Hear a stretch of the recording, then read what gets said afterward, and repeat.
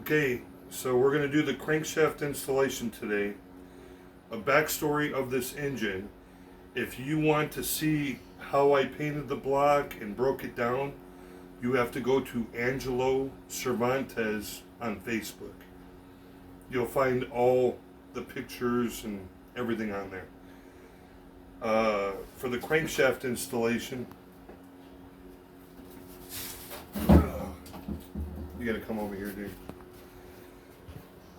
You have all the crankshaft bearings, and where the oil holes are through the block, you have to put the bearings so the oil will seep through and hit the crankshaft. The number 3 bearing has double flanges on each side, so it's separate amongst itself. It's the only original one. The rest are all self-explanatory. The bearings, if there's no oil holes, there is no oil hole through the bearing. The number 3 has an oil hole, bearing cap, does not have an oil hole, but it allows a seepage for oil to get through on the center bearing that holds the crank into place. Now, you have to make sure that the bearings are flush on the block. Flush on each side and centered. Sometimes you gotta move them. Make sure they're centered. Then you install your crank.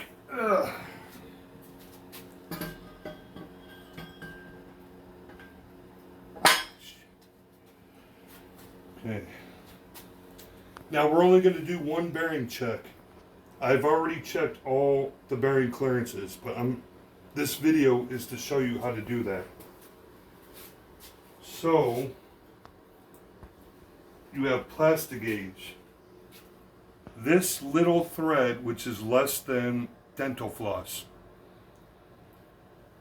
I don't know if you can zoom in on it. Yep, I got it. Come over here. Put it on the main journal. And all it is wax. But it's going to show you, number 1, journal going forward. Put it on. I'm going to use my old bolts. My old bolts, not my new bolts, which are high performance bolts. This is just to show you how to do this.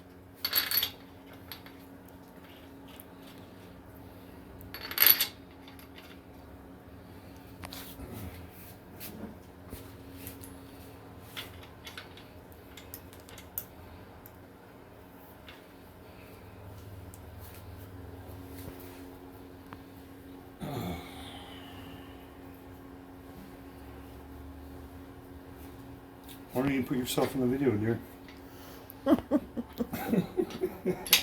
Hi, everyone. Oh, come on.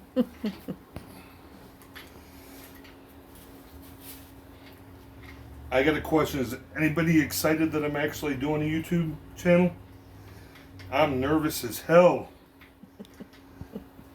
My wife encourages me, though. She told me to do it, so. Okay. Now, are you just doing a loose tighten on the bolts? Just a loose tightening because we have to use the torque wrench. Torque it down to 110 foot-pounds.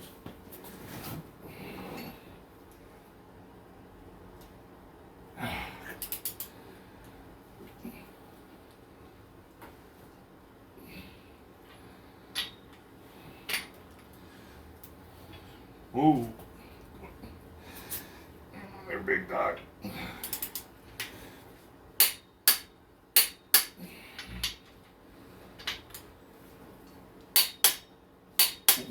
Okay. Now that it's torqued, we pull it back off, and we have to check to see how much we smashed that wax. Ugh. And we'll check our bearing clearances. I know they're good, but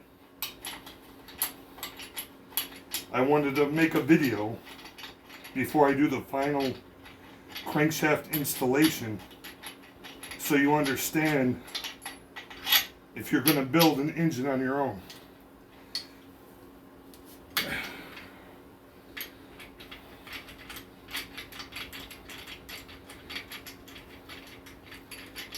And the next video, part 3, will be lubricating the crankshaft and final installation.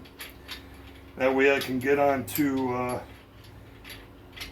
the piston connecting rod clearances. But at least on this Sunday, I'll have this done.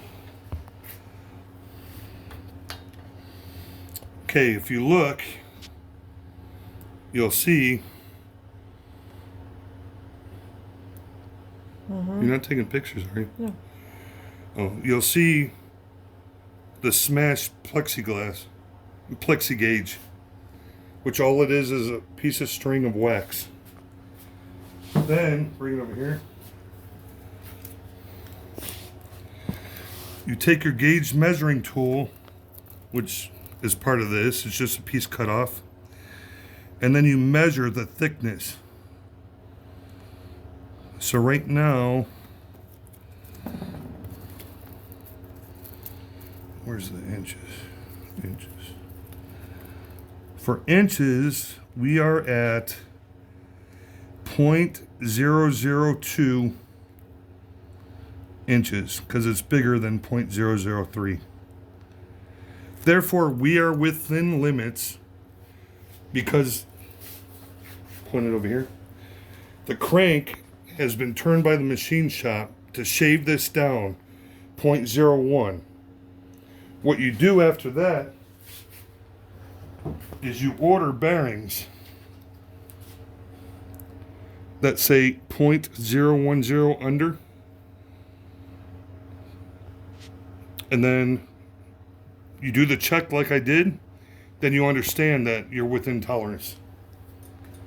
So, therefore, we are ready to install our crankshaft, and this is my new channel, Ford Novice 101. So, thank you for my videographer to record the video, and the next video will be the final installation of the crankshaft. So, have a great weekend, everyone.